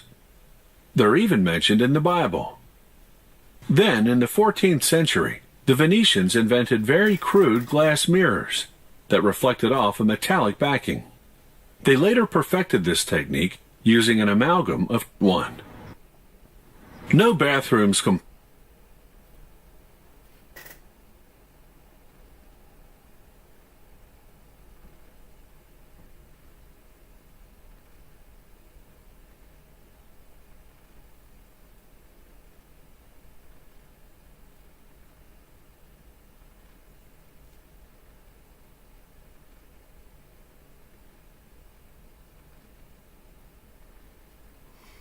Are we live?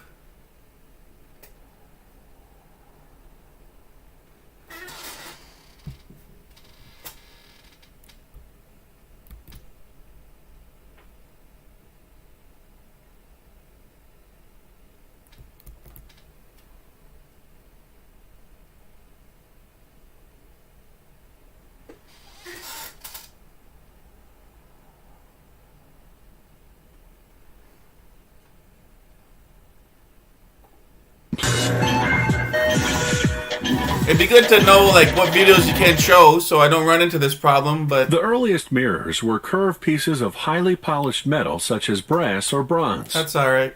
They're even mentioned in the Bible.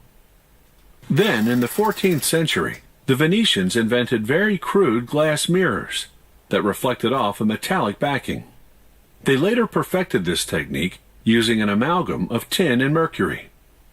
Eventually, the secret of mirror making spread to other cities.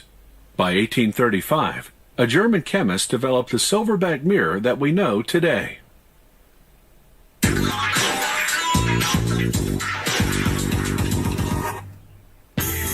Mirrors have been around since the Bible times. Wow. Don't take it for granted next time you look in the mirror.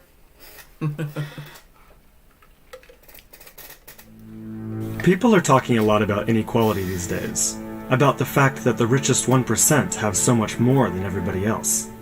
But most of the focus seems to be on the United States, and it strikes me that the same story needs to be told about global inequality too. So I did some research, and this is what I found from reliable sources like the UN. It turns out that while the US is totally out of whack, things are actually way worse for the planet as a whole. Let's start with this graph. A perfectly even distribution of wealth among all living people, with everyone divided into 5 equal groups. Now, let's show how much each group actually has. Shocking, right? 80% of the world's people barely have any wealth. It's hard to even see them on the chart. Meanwhile, the richest 2%, they have more wealth than half of the rest of the world. Let's look at this chart another way. Let's take the whole world's population, all 7 billion of us, and reduce it to just a representative 100 individuals. Here they are, poorest people on the left, richest people on the right. Now let's show how the world's total wealth, roughly $223 trillion, is distributed. The vast majority have practically nothing. Nothing with which to educate their children, nothing with which to pay for basic medicines. While the richest 1%, they've accumulated 43% of our world's wealth. The bottom 80%, meanwhile, and that's 8 out of every 10 people, have just 6% between them. But even this doesn't really show how extreme things have become. The richest 300 people on Earth have the same wealth as the poorest 3 billion. So the number of people it takes to fill a mid-sized commercial aircraft have more wealth than the populations of India, China, the US, and Brazil combined. We can also see this difference geographically, with a huge and growing gap between a few rich places versus the majority of the world. For most of history, things were much more equal. 200 years ago, rich countries were only 3 times richer than poor countries. By the end of colonialism in the 1960s, they were 35 times richer. Today, they're about 80 times richer. Rich countries try to compensate for this by giving aid to poor countries, about $130 billion each year. That's a lot of money. So then why does the wealth gap keep getting bigger? One reason I found is that large corporations are taking more than $900 billion out of poor countries each year through a form of tax avoidance called trade mispricing. On top of this, each year poor countries are paying about $600 billion in debt service to rich countries, on loans that have already been paid off many times over. And then there's the money that poor countries lose from trade rules imposed by rich countries to get access to more resources and cheaper labor. Economists from the University of Massachusetts calculate that this costs poor countries about $500 billion a year. Altogether, that's more than $2 trillion that flows from some of the poorest parts of the world to the richest. Every year. Rich governments like to say they're helping poor countries develop. But who's developing who here? This makes me think that there's something wrong with the basic rules of the global economy. It can't be okay that the wealth of our planet is becoming so concentrated in the hands of such a tiny number of people. The only reasonable response, it seems to me, and our only hope, is to change the rules. That's true. That's pretty depressing. You know, I don't live a lifestyle of the rich and famous, but you know, I'd like nice things, but I know I'm probably not gonna have it, so I'm happy living an average life, I guess you would say, but it's just too bad that some people don't get a fair share at life like they should. It's too bad. It's sad. He was not a criminal or a tough guy. He didn't even know how to fight. You know, he wasn't from the street. He was just doing graffiti because it was so popular in the art world, and he really had ambitions to make it as an artist.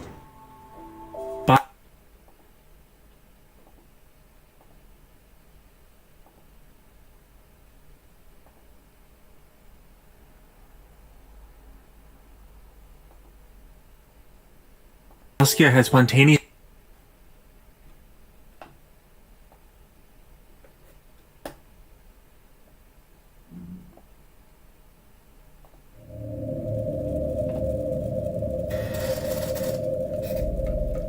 Jean-Michel Basquiat is the kind of artist that gives one a sense of expansive possibility.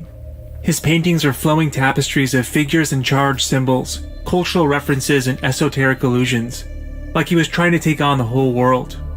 His paintings are steeped in disaffection, and yet the sheer exuberance of them triumphs over discontent.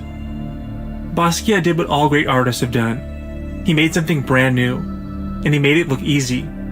His individual mark is as clear as day. His paintings are as recognizably Basquiat's as Van Gogh's are Van Gogh's. He burned hot and fast, creating a lifetime's work in less than a decade, taking on politics, pop culture, racism, and art history itself. But few in the 1980s could have predicted just how far a star would rise. In 2017, 29 years after his death, Basquiat became the highest-priced American artist at auction when one of his paintings from 1982 sold for $110 million, putting him in the same territory as Pablo Picasso and Renaissance masters. These prices cannot simply be chalked up to art market excesses or the taste of billionaires. Basquiat has become a cultural icon. Yes, because he painted barefoot in Armani suits and stuffed thousands of dollars in his sofa cushions. Because he was charismatic and aloof. Because he was a black star in a white art world. Because he died young and beautiful. For all these reasons, Basquiat ascended to mythical status in pop culture. But more than anything else, Basquiat is famous because people love looking at his paintings. They're both accessible and enigmatic, cynical and sincere, playful and pointed. His paintings are often expressions of the racism he experienced personally, but they're also explorations of racial identity, the legacy of racism in America, and the nature of black celebrity, something he understood implicitly. Hollywood Africans was made when Basquiat and his two friends, Toxic and Ramel Z, were in Los Angeles. The top line reads Hollywood Africans 1940, the year Hattie McDaniel became the first African-American Oscar winner for Gone with the Wind. McDaniel, who played a slave in Gone with the Wind, and whose parents were former slaves, was not allowed to attend the premiere in Atlanta because it was held at a whites-only theater. Basquiat places himself and his two friends in a kind of dialogue with the narrow portrayal of African Americans in Hollywood. The writer Greg Tate compared Basquiat to a bicultural refugee, spinning betwixt and between worlds.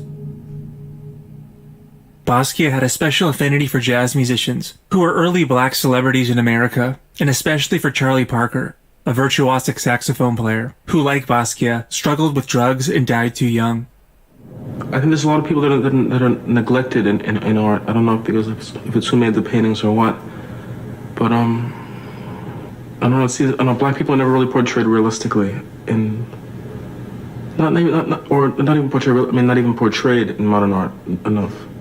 While black artists like Jacob Lawrence and Kerry James Marshall and many others had garnered prominent critical success within the art establishment, Basquiat was unique in the sheer level of fame he achieved.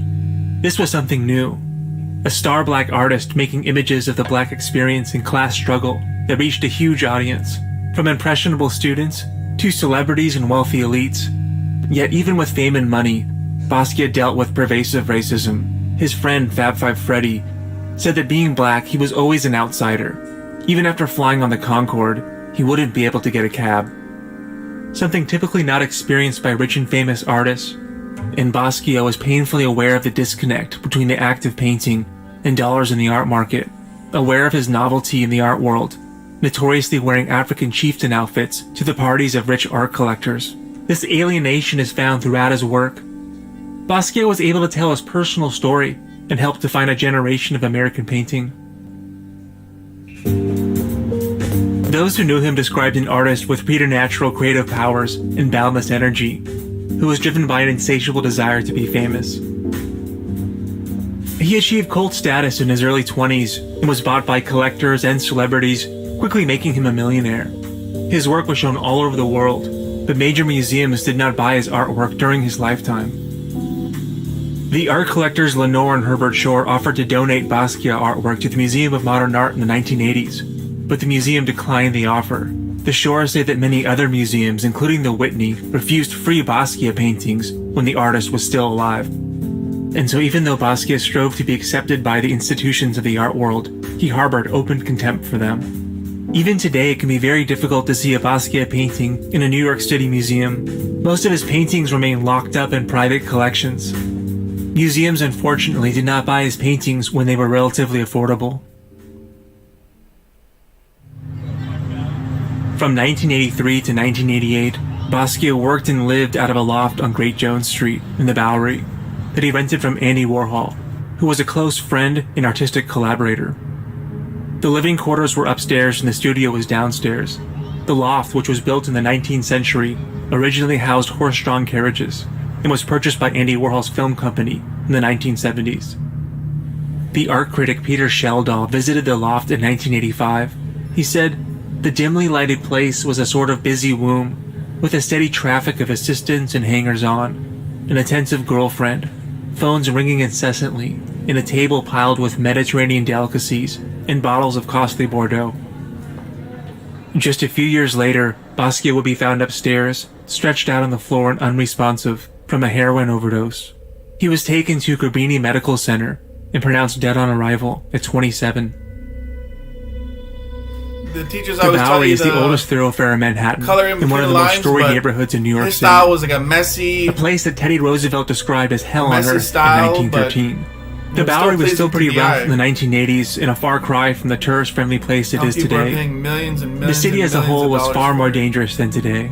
Too bad he's Large not still areas were alive. burned out and in ruins, unpoliced and abandoned. But it was still the center of the art world and seething with young artists and opportunity. Jean-Michel Basquiat was born in Brooklyn, New York, to a Haitian father and Puerto Rican mother. His mother was instrumental in his early art education, encouraging his creative talent and taking him to places like the Brooklyn Museum and the Museum of Modern Art. He learned by looking and had access to the vast art collections New York City had to offer. He remarked, "I'd say my mother gave me all the primary things. The art came from her." When Jean-Michel was 7, his parents separated. His father took custody of Jean-Michel and his 2 sisters. His mother was committed to a psychiatric hospital a few years later. Jean-Michel said, "My mother went crazy as a result of a bad marriage to my father." Gerard, who was a straight-laced accountant, had a difficult relationship with his only son and seemed to struggle to understand him. He said of Jean-Michel, "He was like no other kid. He was always so bright. Absolutely an unbelievable mind, a genius. A kid that bright thinks for some reason he's above the school system and teachers and rebels against it. He wanted to paint and draw all night. He got thrown out of schools. Jean-Michel couldn't be disciplined. He gave me a lot of trouble. He went from a sweet, trusting boy to someone who was very, very guarded and moody, bordering on hostile." In 1975, when he was 15, Jean-Michel ran away from home. He told filmmaker Tamra Davis, "I was smoking pot in my room, and my father came in and stabbed me in the ass with a knife. I thought I'd better go before he killed me, you know?" According to biographer Phoebe Hoban, he told his friend Al Diaz at the time that his dad stabbed him after catching him having sex with his male cousin. When Jean-Michel ran away, he spent time at a boys' home, lived with a Jewish hippie family, then ended up in Washington Square Park, where he, quote, "drank wine with winos," and just sat there dropping acid for 8 months. Gerard eventually found Jean-Michel, but he could not rein his son in. He skipped class, took a lot of drugs, and had reportedly contracted syphilis, working as a prostitute in Times Square before his 16th birthday. During this time, Basquiat developed a kind of alter ego pseudonym called ᴘᴱ with his friend Al Diaz. The pseudonym was used to author mysterious poetic sayings all over Manhattan and strategically placed near art galleries where the art world might take notice. He said of the moniker, "We were smoking some grass one night, and I said something about it being the same old shit. Same all right. Imagine this. Selling packs of ᴘᴱ." It started like that, as a private joke, and then it grew.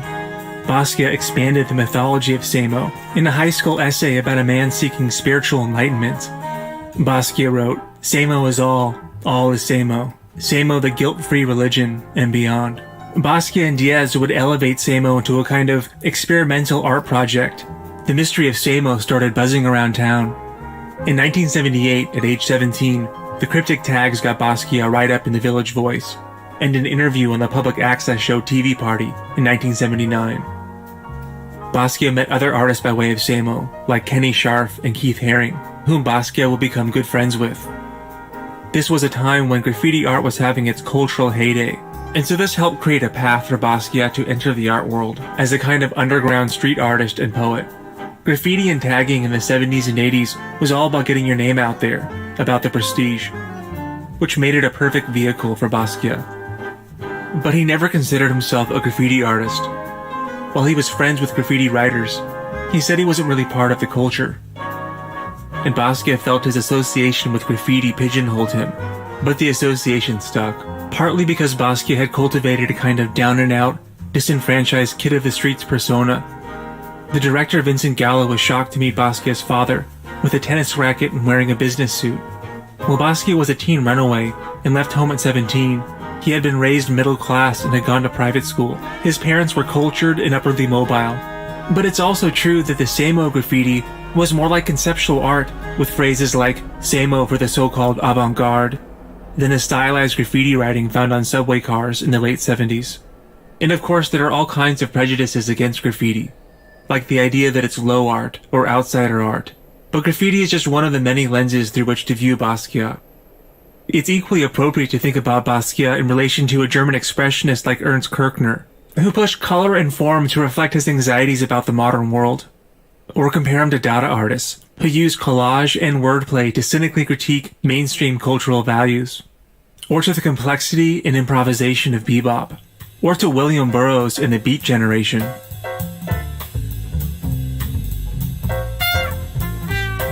His influences went well beyond graffiti. Everyone who knew Basquiat described an omnivorous human being who consumed everything around him. Jazz, classical music, hip-hop, Mark Twain, the notebooks of Leonardo da Vinci.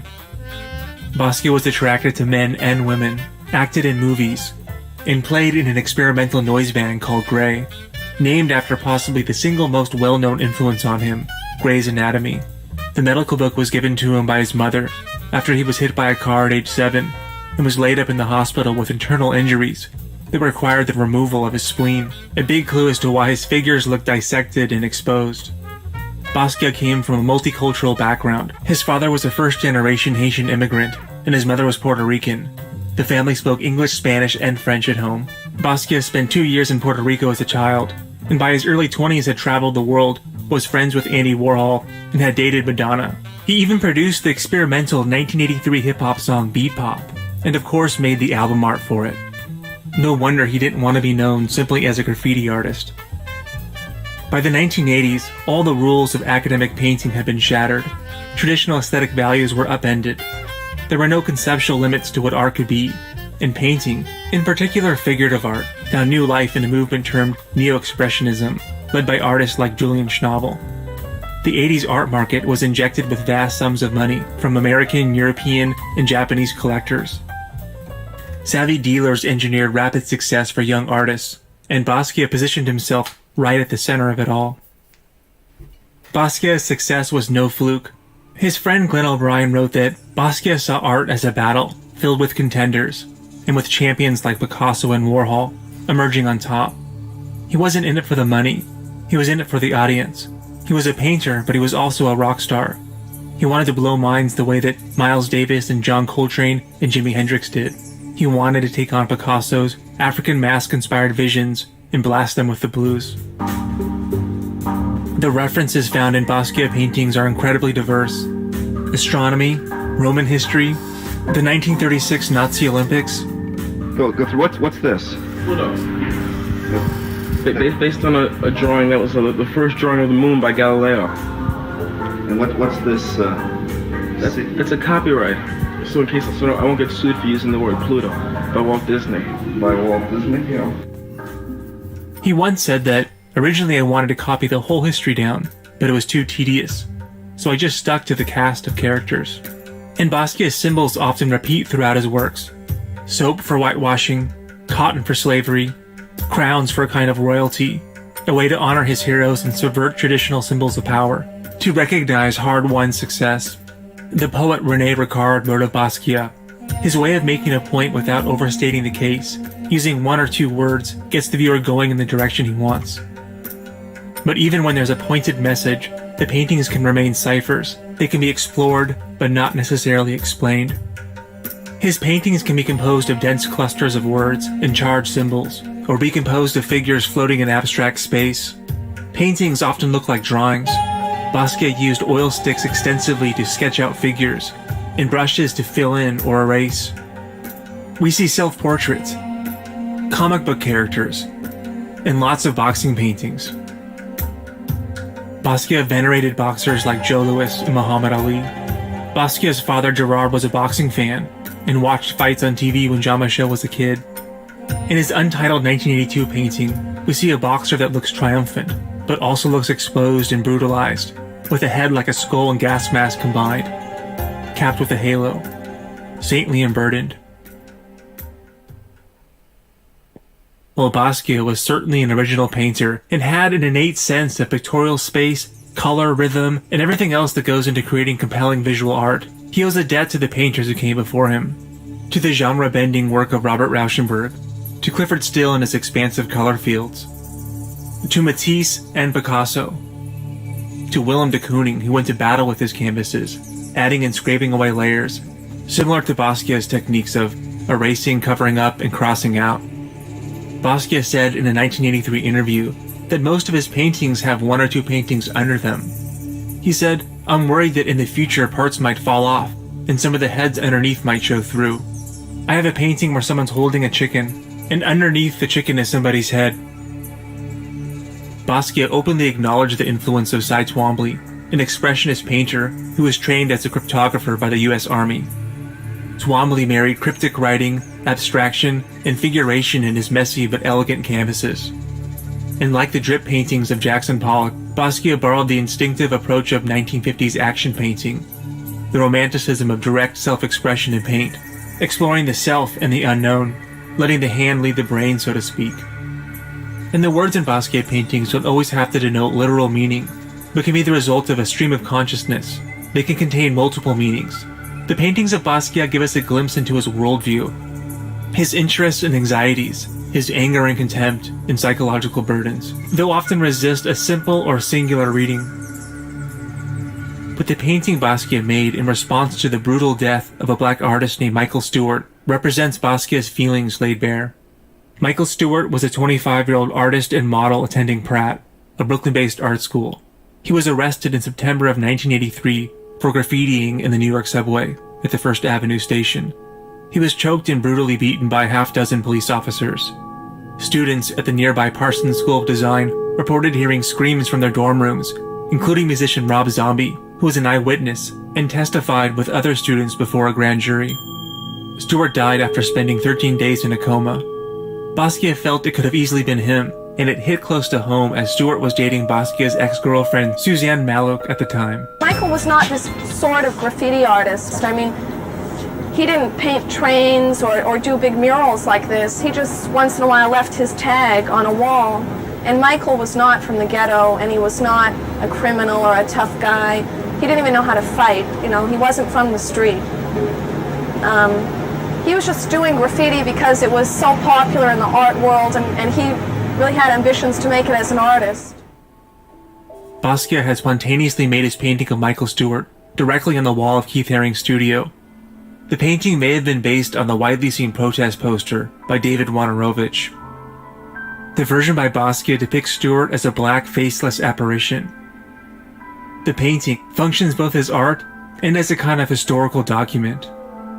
Haring pointed out that he had been arrested 4 times for the same offense without incident. When Haring moved out of the studio, he cut out the painting, framed it, and hung it over his bed.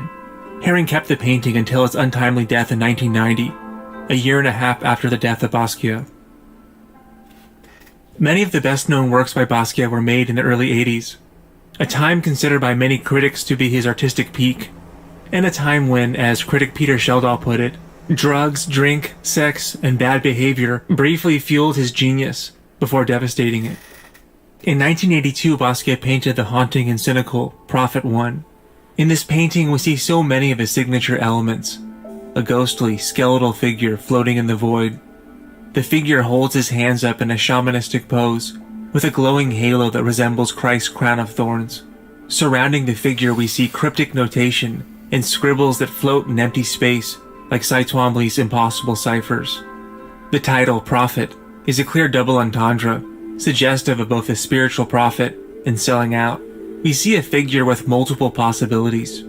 A shaman, a crucified man, a self-portrait, a self-aware use of African tropes. And there's something ominous about the painting. The gestural brushwork makes the figure look like they're made out of flames, glowing in the darkness. The pose works in so many ways. It can be haunting or heroic. The figure might be lunging forward or recoiling in horror. The figure might represent a spiritual healer or a tragic martyr. Maybe it even works like Edward Munch's ghostly self-portrait, in which he depicts himself as a figure distorted by the world, by the scream of nature, as he put it. When someone does something brand new like Basquiat, it's usually difficult to explain. Critics will want to immediately categorize it and assess its quality and value. They might even have to put their reputations on the line. Is this the next big thing, or just a flash in the pan? One of the most prominent critics of the era, Robert Hughes, saw Basquiat as completely overrated and predicted the future embarrassment of all the art dealers and collectors who were caught up in the hype of the 80s art market. Critics are entitled to their values and opinions, but there seems to have been a failure of imagination. The art of Basquiat didn't fit into any existing box, but critics getting things wrong is nothing new. This is in some ways the story of art in the modern era. Manet was rejected from the Paris Salon of 1863. Monet was ridiculed a few years later. And it happens in other arts as well. Consider that Pauline Kael and many other prominent film critics panned Stanley Kubrick's 2001: A Space Odyssey, a film that is now considered to be one of the greatest and most influential films ever made. Great art is usually divisive. Some argue it should be. 35 years after his death, Basquiat is recognized by most in the art world as defining a generation of American painters that mixed genres with energy and exuberance, who helped return the human figure and the human mark to prominence, and became celebrities doing it. In August of 1988, Basquiat had planned to travel to Abidjan, Ivory Coast, where he had shown artwork a few years earlier. He was supposed to go with his friend and native Ivorian, Atara Watts. Local shamans were set to perform a ritual cleansing ceremony that might cure him of his drug addiction. Basquiat overdosed on heroin on August 12th and never made it to Abidjan. According to Watts, when the shamans were told Basquiat had died, they did a ceremony for the dead. He said it takes place at night and involves an animal sacrifice. It's related to voodoo. They wore masks and prayed and did mystic dances around the fire all night long. Today there's a plaque on the front of the building at 57 Great Jones Street that recognizes the impact of Basquiat. The building at times has looked like a graffiti shrine. According to Phoebe Hoban's Basquiat, A Quick Killing in Art, when Basquiat died, Christie's was tasked with appraising the contents of the Great Jones Street loft. The inventory was filled with finished and unfinished paintings, other artists' work including several dozen Warhols and a piece by William Burroughs, a closet full of Armani and Comme des Garçons suits, 1,000 videotapes, African instruments, and a carton of the Charlie Parker biography, Bird Lives. He also left behind 917 drawings and 171 paintings. Basquiat's works collectively can feel like a search for meaning in the chaos of the postmodern mass media age, which makes his art feel even more relevant in today's kaleidoscopic digital age. One of the things that people love about Basquiat paintings is how human they are. His paintings and drawings make us feel something. We can see the way they're made. The rhythms and textures pulsate. We can see the hand at work. At times raw and spontaneous, other times subtle and exacting. Basquiat spent months on this untitled work. The painting has a kind of quiet energy to it. The head is exposed, prickly and brooding. Both a self-portrait, and like all art, a thing unto itself.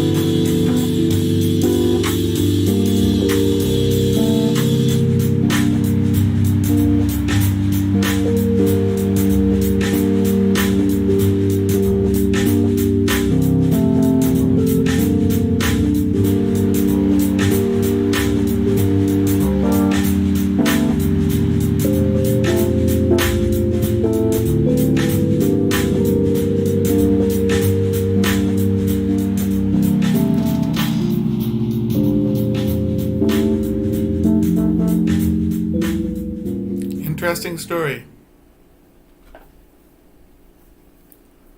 It's too bad he was addicted to drugs, because it's not always a good thing, but I've done a number of paintings.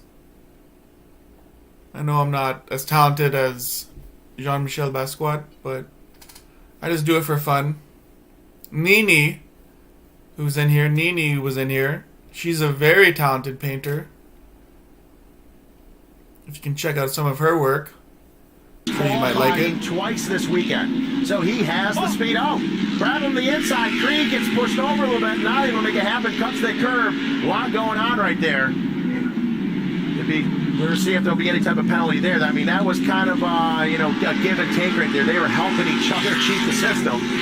So we'll see what happens. But like I was mentioning, Gordon very fast in qualifying. He might have what it takes to get up and run with these guys. Yeah, well, they continue to battle. This is bringing Toby Price and Robbie Gordon all that little bit closer to it. As down the chicane they come, it's cleared it out, so it makes this even faster now. Oh my goodness! Just wide. Well, I want to thank everyone for dipping in and dipping out, as Blackbird would say. Will not lift off that jump. EE. Gordon goes to the inside. Amanda. Not making it happen. Gordon Ronnie. spins out. Is the dude able to capitalize that he is? Old boy Young. Dude Morris gets to the inside, makes that happen. Neeners. We saw Brabham there. Huge air. The thing is, I'd like to really thank you for taking your time out of your day. Brabham has to spend it here with me. Because Sheldon Creed, he's not going I to really enjoy your company. hit it wide open. Look how high above the fence I hope it you is. had a good time coming by. Grabs right there. Sharing a few words with me. I'm sending that home to the family. Welcome to the Gold Coast. Hope to see you all again. As well. Oh, and sparks are flying. Maybe I'll have a walking stream coming up when my foot gets better. This is the last race in Australia for these trucks. I don't think I really did a lot of damage to it, so it should heal within the next couple weeks, I think. The flag is out. This is the last and final lap.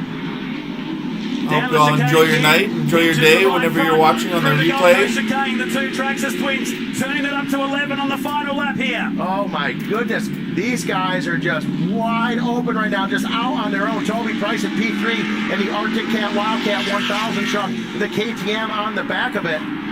Right now, Traxxas and Traxxas back and forth right here in the front. What a battle. I can't lie to you, Matt Nolte. I'm a little nerved up going in this jump section. You are. Stand back. Through they come, high-speed approach across the Traxxas ramp, and again, it's another one from Brabham. He had to do it, and now he's right on the back of the 2015 champ. Make or break moment here. No fear whatsoever from these two young Traxxas drivers. Brabham to the inside, smoked off both of their tires. Bump on three wheels right now, headed towards the checkered flag. Only a few turns left to go, Matt. Through they come. So he's got a couple of chances. It'll be the run out of here and down to the Castrol hairpin. Past the wall cam on the final time, right against the wall. A race for the ages here at Surfers Paradise. He locks the brakes again. He's trying to defend the bottom line. And now Brabham tries to switch back. Brabham tries to go to the inside. Three wheels of good fiddles. They bring it down to the checkered flag. Traxxas on Traxxas. One last chicane. I'm expecting some huge explosive air coming off this Toyo Tire and Traxxas ramps. That chicane gets moved as well. Under control. Hang on, fellas. The checkered flag is out. Sheldon Creed, P1. Matty Brabham, P2. What an amazing race right there. Wow. Put that above Toronto as the best race of the year. Incredible. They've done it again. And Sheldon Creed wins for the second time this weekend at Surfers Paradise. That was awesome. And 12 wins to the season. The Traxxas twins putting on an absolute show here today. Just unbelievable. Just some wild, wild racing there. And it give it to almost the majority of the guys out there. Ran really well. They kind of kept their stuff together and were able to make it happen. Replay across the backside of the circuit. Incredible, but he had to do it. He pushed as hard as he could down here. Creed was locked up for at least 100 metres. Brabham almost spun the number 83 truck down and almost got into the back of him. Oh my goodness, wild race. I mean, kudos to both of these drivers for hanging on there as best they can. All right, everyone. Sheldon Creed just thanks again. Smoking those Toyo tires off right now. Don't you think the fans love it? See you all soon. Now, that would be win number 12 this year. For the year.